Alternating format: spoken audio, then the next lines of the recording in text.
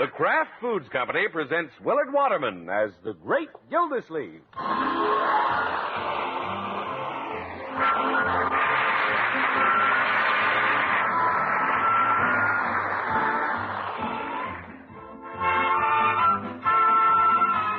The Great Gildersleeve is brought to you, partially transcribed, by the Kraft Foods Company. If you want an oil that'll help you blend the finest homemade salad dressings, I hope you'll try Superfined Kraft Oil. Superfining makes it a lighter-bodied oil, and that's important because lighter body means Kraft Oil blends better with other dressing ingredients and blends better into all kinds of baking doughs and batters. Tomorrow, get the most wonderful oil ever created for homemade salad dressings and baking. Lighter-bodied Kraft Oil.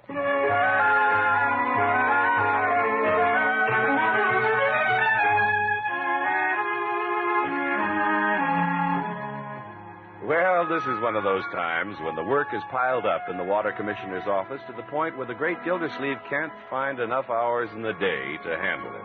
So, he left the office at 4 o'clock, and he's going to take care of it tomorrow. Oh, by George, this fire feels good. Wish I had this fireplace at the office. Is that you home, Miss Gilsleeve? Yes, Bertie. I didn't hear you come in. The mayor didn't hear me leave either.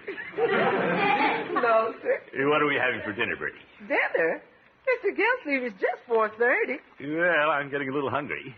When you go full tilt the way I do, you have to keep stoking the furnace. Yes, sir. I made a real good cake this morning. Oh? I'll bring you some of that to tide you over. Fine, Bertie.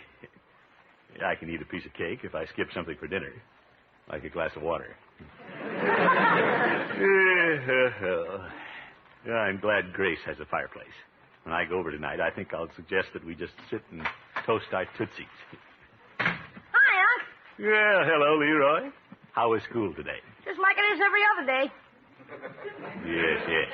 Dinner, Leroy. Hi, Bertie. What do you got there? Piece of cake for your uncle. It looks very appetizing, Bertie. Thank you, sir. That's my new recipe. Hey, can I have some? Never tasted any like that. What happened to that piece of cake I put in your lunchbox this morning, Leroy? I gave it to Mickey. Who's Mickey? Sheila's brother.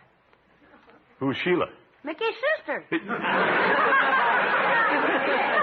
Oh, my goodness. Sheila's the little girl Leroy's been shining up to lately. That's why he's beating around the bush. Is that right, Leroy? Must be right. Leroy, I sure wish you hadn't given that Mickey your cake. Well, gosh, what are you going to do when he asks for it? Right in front of Sheila. That Mickey's always getting things from you.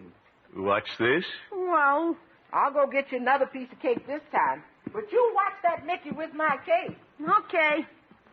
Unc, I got a lot of schoolwork to do. Can I borrow your fountain pen? Yes, but where's the one I gave you? Mickey's got it. Why did you let him take your fountain pen? He wanted to copy my homework. Leroy, I've got a feeling that boy's taking advantage of you. Well, he likes me. He says I'm a good sport. You can be too good. Open your eyes. Can't you see he's using you? Oh, gosh. Yeah, I can spot those fellows a mile off. You'd never find one of those spongers getting the best of me. The idea of this boy eating your cake and getting your pen all in the same day. He's had the pen for a week. A week? Leroy. Yeah? This has gone far enough. You hop on your bicycle, ride over to Mickey's, and get your fountain pen. Oh, Unc, I can't do that. Why can't you? He's got my bike.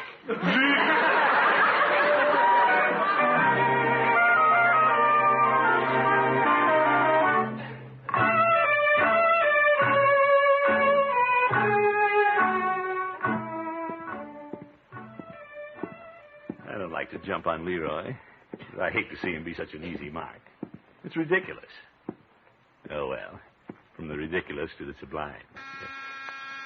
Grace seemed awfully excited when I talked to her on the phone.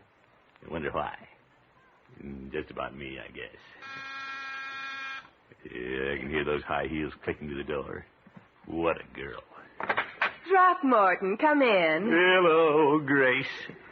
I could hardly wait for you to come over. Well, I could hardly wait to get here. I have the most wonderful surprise for you. Good. Wonderful evening for a surprise. Just you, me, and the fire. Oh, Grace. Who's that in the next room? He's the surprise. Hmm? Come along, Throckmorton. I want you to meet my brother. Oh, your brother. Sidney, this is Mr. Gildersleeve. So you're Throckmorton. Yes, indeed. How do you do, Mr. Tuttle? Grace has told me a lot about you. Oh? I was going to town to the telegraph office to send a few wires, but when Grace said you were coming over, I said, Grace, I want to wait and meet Commissioner Gildersleeve. Throckmorton, Mr. Tuttle. My friends call me Sidney. Oh, thanks, Sidney. Well, why don't we sit down? Good idea. You know, sis, perhaps I shouldn't say this in front of Throckmorton, but I like the cut of his jib. Sidney, why don't you take the easy chair? Thank you. I didn't know you were coming to town. Grace, why didn't you tell me? I didn't know it either. Sidney never tells me anything. He's so busy. Well, I hate to bother people, and it's just by the merest chance that I happen to be here. I guess if Sidney hadn't been on his way to Palm Beach, I wouldn't have seen him for another 5 years. Is that so? What do you expect to do in Palm Beach? The same thing I did in Cincinnati. Oh, good. Big corporations keep moving Sidney around. Sounds pretty important. Well, after all, we have to have intermediaries and correlators. Oh, yes. Yes, indeed. Of course, Summerfield's a little small for that sort of thing. Already Sidney's fallen in love with Summerfield. Yes, I make decisions quickly about places and people. Oh, me too. Throckmorton, from the cigars sticking out of your pocket, I see you smoke. Yeah. Grace, I wish I'd known. I would have bought some cigars for Throckmorton. Well, thanks for the thought. Here, have one of mine. If you insist, thanks. My pleasure. Light? After you, Oh, no, be my guest. if you insist. Here's another ashtray, boys. Fine, sis. Say, it's great to relax. Sidney, if you have a lot of telegrams to send, don't you think you better see about them? I haven't forgotten them. You send them tonight, you'll get the cheap rate. Not that you'd be interested in anything cheap. Why don't you just phone them in? Oh, sis, I wouldn't do that. I wouldn't have them charged on your phone bill. Isn't he considerate, Throckmorton? Yes, he is. Well, I'll send the wires in the morning. I'd much rather stay here and talk to Throckmorton. Really? Well, I'm flattered. While you two talk, I'll go make some cocoa. Sounds good. She's quite a girl, Sidney. Well, she's a lucky girl. Lucky? Now that you and I have met, Throckmorton, I think I'll take it upon myself to remind Sis that there aren't many eligible bachelors of your caliber. Well. That is, if you don't mind, a little pat on the back. Oh, no. Grateful for it. Fine cigar, Throckmorton. Yeah, it's been my favorite brand for years. You're an excellent judge of tobacco. Say, as long as I'm not going downtown this evening, I might just borrow another cigar to tide me over, if you don't mind. Certainly not. Here, take two. All right, I will. Since I don't know where to buy these. Oh, don't worry about that. I'll bring you a box.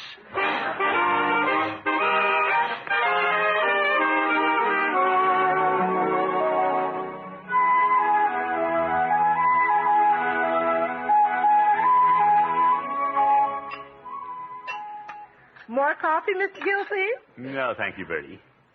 By George, that was a fine breakfast. Thank you, sir. Yeah, I ate 14 buckwheats. Hey, Leroy, look around and see if you can find me a cigar, will you? Okay. Yeah, I'll just glance through the paper here. The humidor's empty. You had a whole pocket full of cigars last night.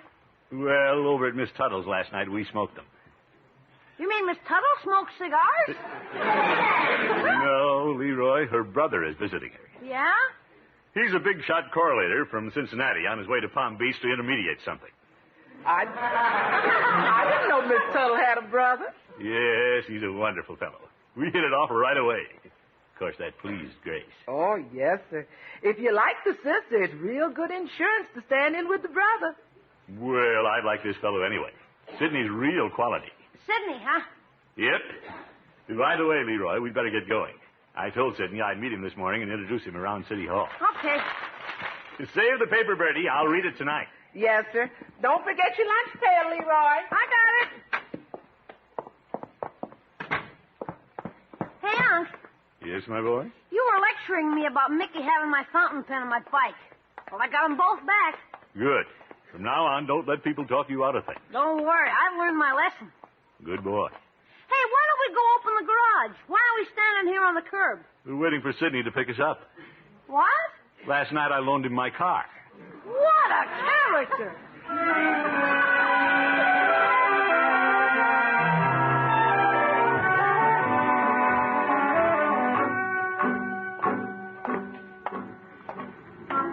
Sidney certainly made a good impression around City Hall this morning.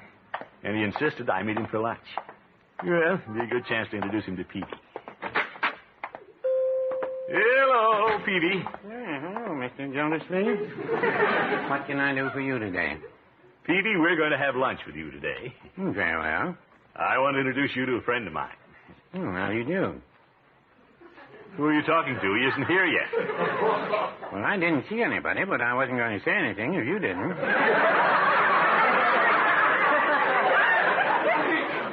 What? He could be invisible. Yes, yes.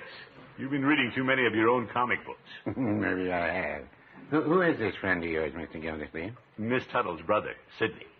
Oh, that's quite a coincidence. What's a coincidence? We once had a cat named Sidney.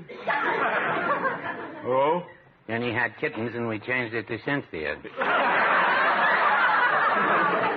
Oh, my goodness. What are you serving for lunch, Peavy? I imagine he's pretty particular. I'm a little particular myself. I may not even want to serve him. No, Peavy, you'll like it. He should be along in my car any minute. Got your car, has he? Yeah, I met him only last night, and already a fast friendship has developed. Well, if he's borrowed your car already, it is a fast friendship. Oh, there he is, driving up now. Oop. He may be particular about what he eats, but he isn't particular about what he hits. That was my car. I don't guess there was any damage. Nothing fell off. Oh, there you are, Throckmorton. Hello, Sidney. I want you to meet a good friend of mine, Mr. Peavy. Always glad to meet a friend of the commissioner's. How do you do, Mr. Peavy? I don't know till I go out front and look at my car. Oh, was that your car I hit? I'm not used to driving Throckmorton's yet. Back in Cincinnati, I drive a Jag. How's that? A Jag, Peavy. Tell him what it is, Sid. It's an expensive English car. Expensive import. Get that, Peavy? Yes, I did. Well, now, what shall we have for lunch, Throckmorton? Let's see. How's the spaghetti plate, Peavy? It's imported from Italy, very expensive.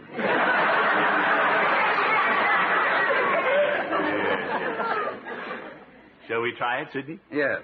Perhaps Mr. Peavy will have lunch with us. I just cook. I don't eat here. 2 spaghettis, Peavy. Very well. Let me have the check, Mr. Peavy. Very well. No, don't pay any attention to him, Peavy. Give me the check. Very well. No, I insist. Give me the tab. No, Sidney, you're a guest in town. Just put it on my charge account, Peavy. Is that all right with you, Mr. Tuttle?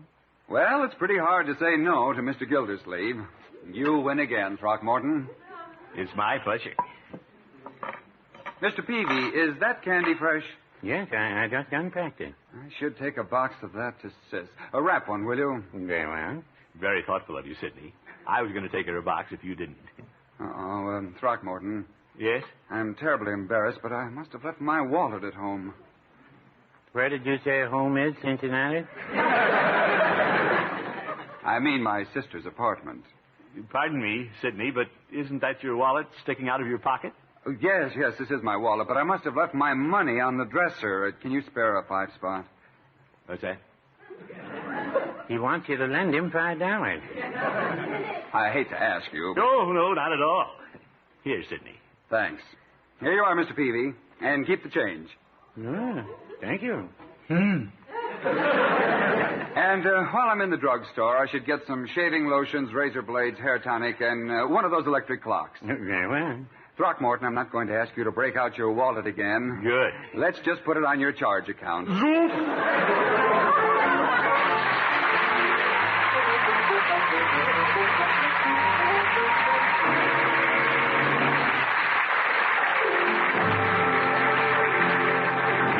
Great Gildersleeve will be right back. Christmas is right around the corner, and with it, all the gifts to wrap, the last-minute hustle, all the extra baking a holiday brings.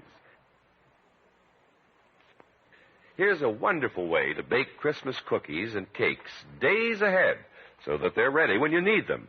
You can actually bake days ahead if you bake with superfine Kraft oil. Baking tests, just made by the famous U.S. testing company, proved that Kraft oil, used as liquid shortening, will keep cakes absolutely fresh at least 72 hours.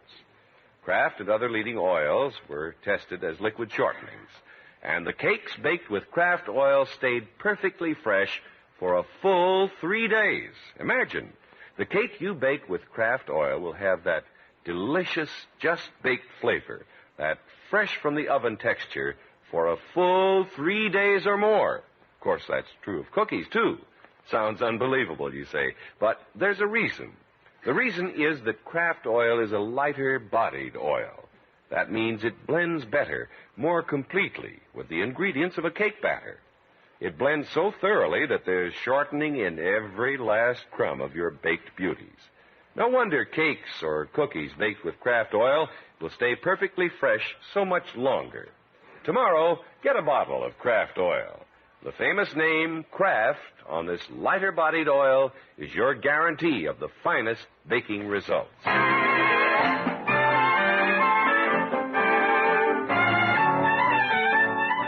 Well, the great Gildersleeve was elated when his girlfriend's brother came to town and took a fancy to him.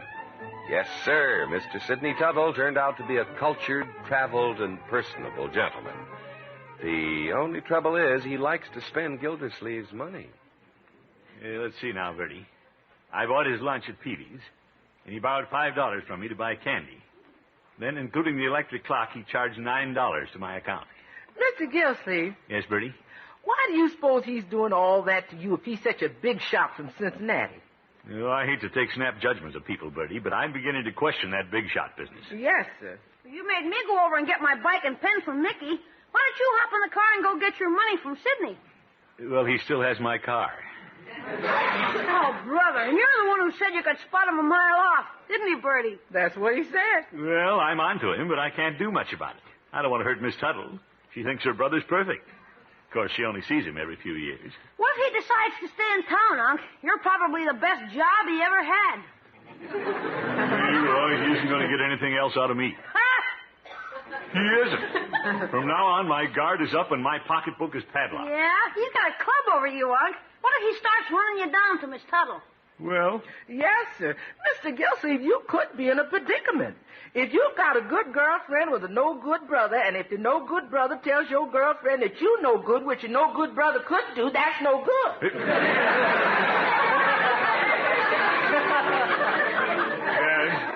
You're right, Bertie. I'll take it.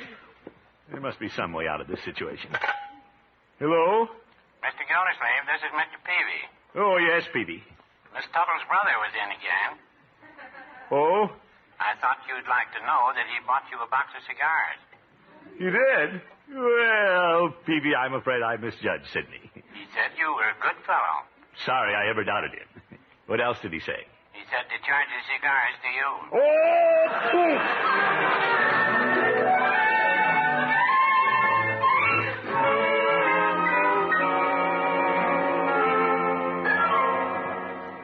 Right, George, I hate to disillusion Grace, but I must have a talk with her. She thinks her brother's a sincere, honest big shot.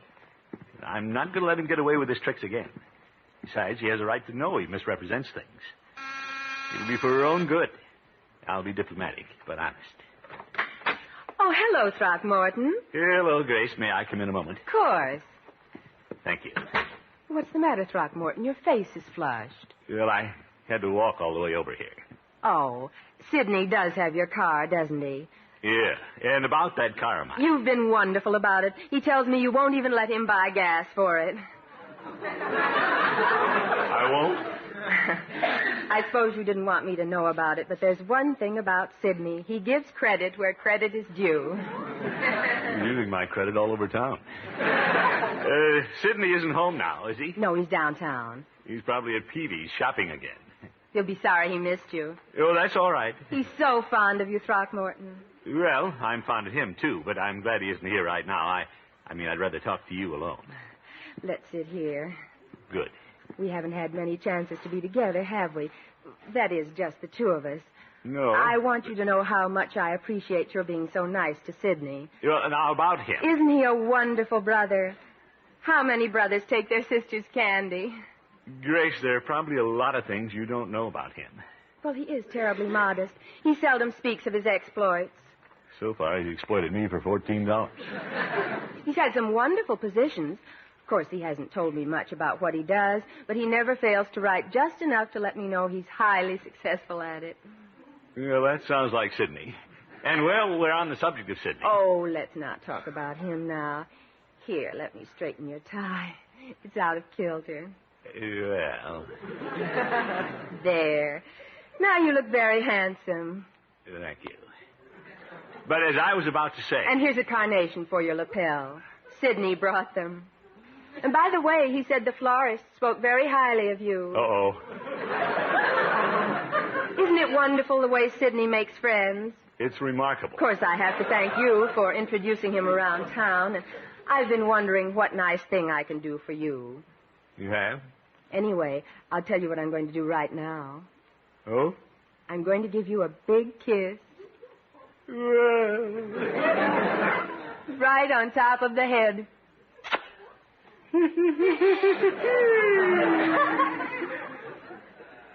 Grace? Yes. I want to do something nice for you. Oh? And your brother, of course. I want you and Sidney to come to dinner tonight.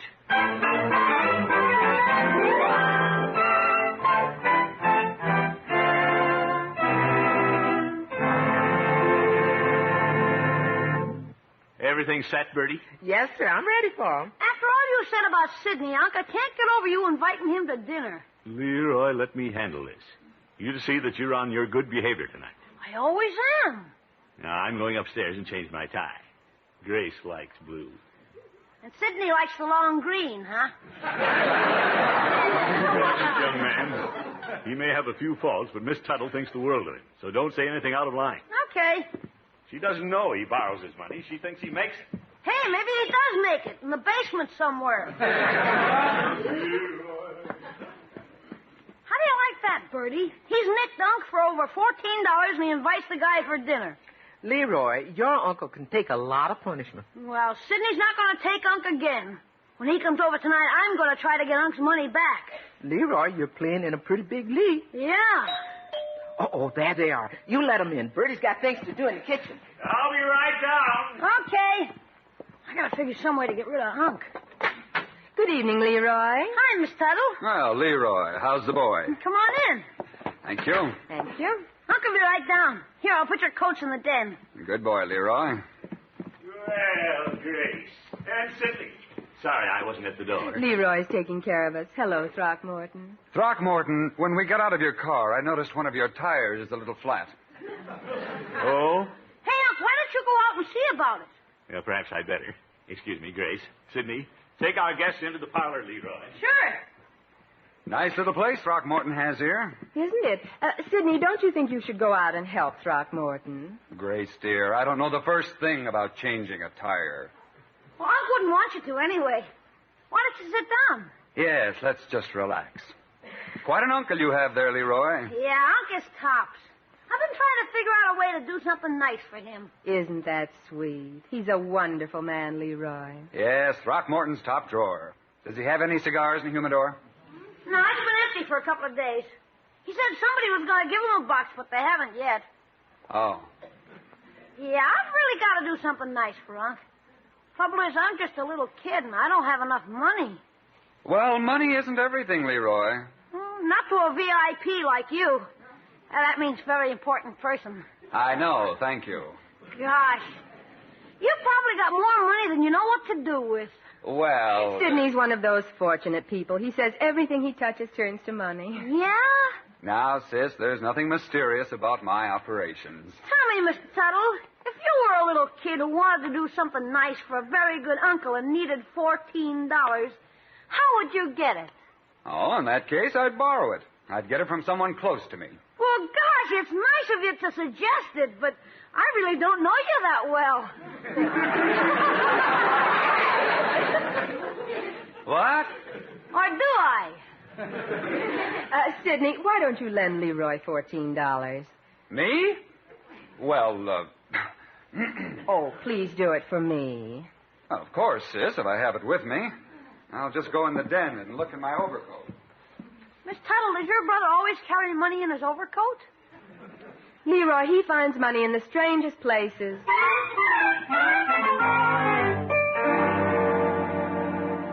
Oh, gosh, Uncle won't like me borrowing from your brother, Miss Tuttle. He doesn't have to know about it, Leroy. If Mr. Tuttle wasn't the kind of fella he is, I wouldn't ask for the loan. Well, Leroy, my boy, here's your $14. Oh, boy! Thanks, Mr. Tuttle. That's very sweet of you, Sidney. That's all right, sis. I'll never let you and Leroy down. Will you excuse me while I go put this money someplace? Go right ahead, Leroy. Now, I'll tell Unc to hurry up with the car, too. Hey, Unc. Yeah, I'm coming. I had to pump up the tire.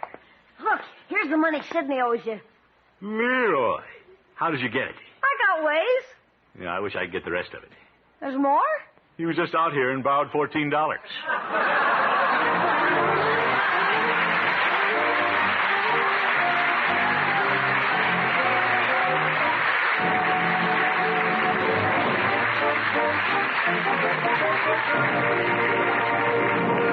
The Great Gildersleeve will be back in just 30 seconds. There's one way to make sure your pie crusts bake crisp and flaky every time. Use Kraft oil. Naturally, the shortening you select has a lot to do with the texture of a pie crust. And the reason that Kraft oil is a better liquid shortening is it's superfine. Superfining gives it lighter body to blend better with other ingredients. Tomorrow, get some Kraft oil. It's the most wonderful oil ever created for baking and homemade salad dressings.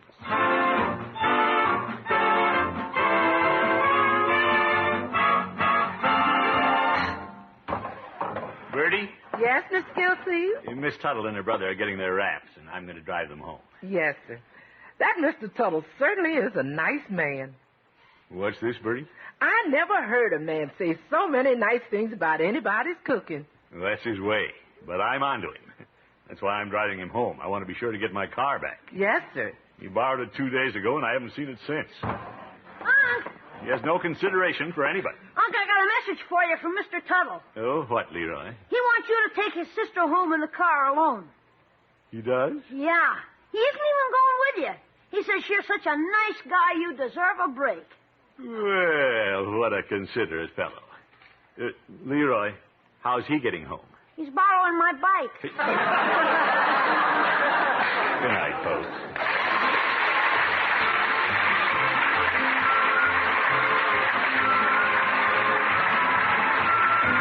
The Great Gildersleeve is played by Willard Waterman. The show is written by John Elliott and Andy White and is partially transcribed.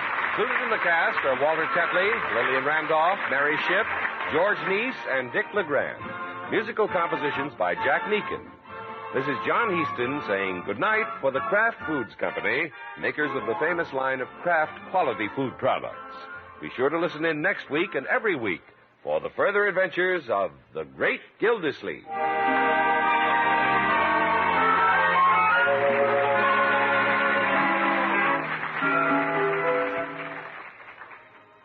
What goes into a perfect sandwich? Maybe it's roast beef or savory baked ham. Whatever your favorite, the perfect meat sandwich needs the perfect mustard. Kraft prepared mustard. For when you add a little mustard, you add a lot of tang. You can take your choice of 2 kinds of Kraft mustard. Mild Kraft mustard is smooth and delicately spiced. Or if you like your mustard with extra pep, try Kraft mustard with snappy horseradish added. Keep them both on hand and keep everyone in the family happy. Next time, get Kraft prepared mustard.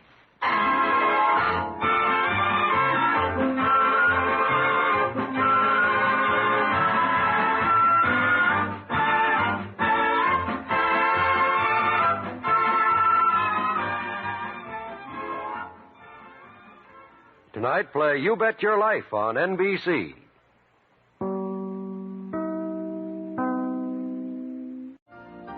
You've been listening to the OTR Gold Network. Find more classic radio at otrgold.com.